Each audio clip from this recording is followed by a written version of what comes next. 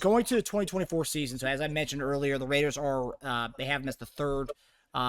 Vegas has them as the third highest seed in the AFC West. Chiefs being number 1, Chargers number 2, Raiders 3, and Broncos 4. The Vegas line for the Raiders is over under wins is 6.5, which would be less than last year. Yeah. Well, Wow. yeah. And the Broncos are 5.5, and I believe they have the Chargers at 8.5. So they think Chargers are going to be over 500. They think the Raiders are going to be slightly below 500. And then Broncos, a couple games below 500. And then, yeah, obviously the Chiefs, I think we have them at S11.5 right now. But, JD, we talked about it earlier. You think the Raiders are going to be contending for a wild card spot? You think over this number, though, 6.5? Oh, definitely over 6.5. Come on. This is Vegas? Yeah. Yeah, definitely. I'm shoot, let me look at their schedule, man. I got to look at their schedule. Because I just that's disrespectful. I have a schedule up right here. Do you want me to read it off, JD? Yeah, go ahead. Well, I just pulled it up. Oh, you got it? Okay. Yeah, I got it. So they got the Chargers, okay? I think they beat the Chargers. They got Baltimore. They lose to them. Beat Carolina. Cleveland Browns. They might beat Cleveland. They'll beat Denver. Pittsburgh Steelers be a hard one. They may get them. Rams. They'll beat the Rams. Lose to the Chiefs. They might mess around and beat Cincinnati. Probably lose to the Dolphins. Beat the Broncos again. Lose to the Chiefs. Beat Tampa Bay. Beat Atlanta. Lose to Jacksonville. Beat New Orleans. And beat the Chargers. So you have like a 9 or 10 win team, JD. I do. I think they'll have at least 9 wins. I do. Damn. Absolutely. Yeah. But I definitely think it's viable for a last playoff spot as a wild card spot. It may as well be. I think they will. Because I'm looking at the ones, the Pittsburgh one's going to be tough. They beat Cleveland. They'll definitely have a opportunity. Pittsburgh, they beat Pittsburgh and Cleveland, for sure. But I definitely believe they'll have at least 9 wins. With the staff that they got and the guys they got on offense and defense and who they have, Antonio Pierce, mark my words, they'll have at least 9 wins this year. So you're really buying into the fact that a lot of people are saying this, not just you, but a lot of people are saying that the players have fully bought into Antonio Pierce, and like that's like not only they respect him and what he's done in his NFL career, but it's more like a peer kind of player coach kind of aspect as he's kind of bringing in that like where like you respond to him because you want to win for him because you kind of have respect for him, but they also see him as a kind of a peer. And obviously the guys he's brought in, the Marvin Lewis's of the world, and other guys they bring into that team. Let me say their assistant staff. But you're buying into the fact that these guys are going to be playing for Antonio Pierce. He's going to kind of ignite something out of them they haven't had in a long time. Man, they look. I'm looking at their staff too. Man, they had one hell of a staff put together. And when I'm telling you, guys embodied, like you said, the coach. They want to win for guys, especially guys who's played before. And Antonio Pierce fought for them. They understand what he gives to the team. He gives it his all.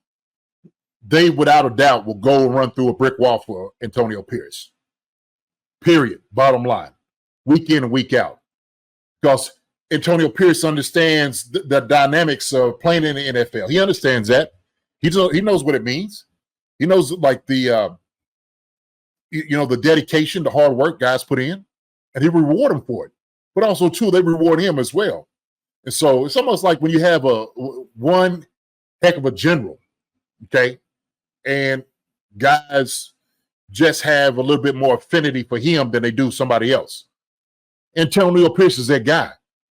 When Crosby sit there and said, I don't know if I'm going to be here if Antonio Pierce is not here. He was serious. And because they was able to get something out of Antonio Pierce, they weren't able to get out of the other guy. And so it meant something. Now they have stability. Now they have somebody in there who wants to win, who understands everything it means to be out on the field, and to give it its all. Not to mention you got Marvin Lewis and all those other guys right there by there. You got some guys that played in the league before. I played with Mike Cotto, in Philly. Mike's a great guy. These jokers are ready, man. I'm telling you, they're gonna be a tough team to beat. So this 6.5, I'll go against that all day. I'll take that bet. Shoot. I also love, talk about some of the guys in their staff. Andre Carter, pass rush specialist. Everyone knows. Everyone who, all the fans out there, you guys should know Andre Carter. Ricky Manning Jr., cornerbacks coach. Carnell Cadillac Williams, the running backs coach. Come on, this is Cadillac Williams is a running backs coach. Oh man.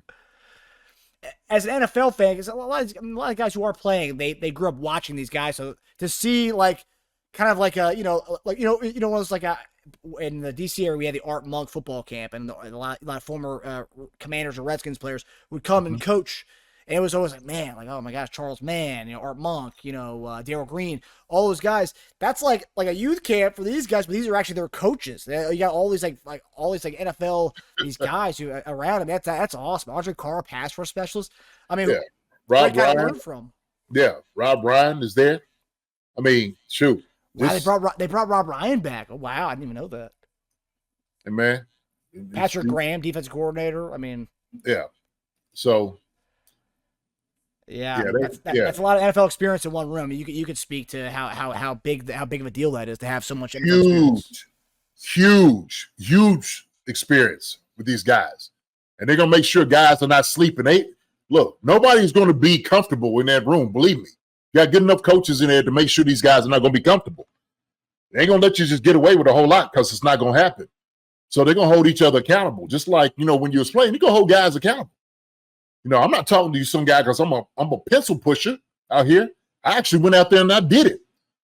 I busted my tail. I hit my head, and I know what it feels to be, to do these things. So you can't use that on me. Hey, coach, I ain't got it. No, I want to hear that. And so for me, when we were playing in Kansas City, we had Irv, Charlie, Big Daddy. Trying to think of other guys that we had, man, that guys that just played. Tim Crumrye. We had guys that played that were tough guys back in the day. You seen them like, oh my gosh, but they weren't gonna let you just slide. What's gonna happen? And so guys understand that. Guys do understand that, man. There's a special bond there, but it's still the brotherhood. Still a brotherhood there. So I can speak your language. We could talk about things off the field. I'm gonna kick it to you real, right? They ain't all coaching, no, I don't want to hear none of that. Go to bed. Get in bed. Leave her alone. Leave him alone. You know what you need to do. Come on, man. Now that might be, come on, Rook. That's that conversation. Or having somebody who got that in there. So that's the way I look at it. So, ladies and gentlemen, this is not your Carson Palmer Raiders anymore, where you can just pencil in the W next to the Raiders. JD's saying that this is a team we got to keep a close eye on. Yes, sir. For sure. Better. Damn. Yeah. It's interesting because we'll get to Chargers next week, but a lot of people are kind of writing off the Raiders, and I think it is a mistake based on the way they played for Antonio Pierce at the end of the year, where they played against us at Kansas City on Christmas. I think it's kind of silly for people to be writing off the Raiders as the one of the bottom feeders in the AFC West, and then giving the Chargers that edge just because they have Harbaugh, great coach. But we're looking at that coaching room for the Raiders. That's nothing to be messing around with. No, no, I like Harbaugh. He's one heck of a coach, but don't sleep on the Raiders at all. I'm telling you. So, like I said, they got a little bit of that confidence by beating, the Chiefs. So we can say it was a fluke or whatever. You can use whatever. It's football, and it's NFL football. Ain't no more victories. Them guys ain't looking for that. They trying to win, and they won. Split. So They're gonna try and win 2 this year. So that's where we at. That's where we at. What's up, Gary Holland? I see Gary done dropped in the room. What's up, my man? DeMonte Green Beans, know thy opponent. Yes, absolutely. Stewart said they won't beat Tampa Bay.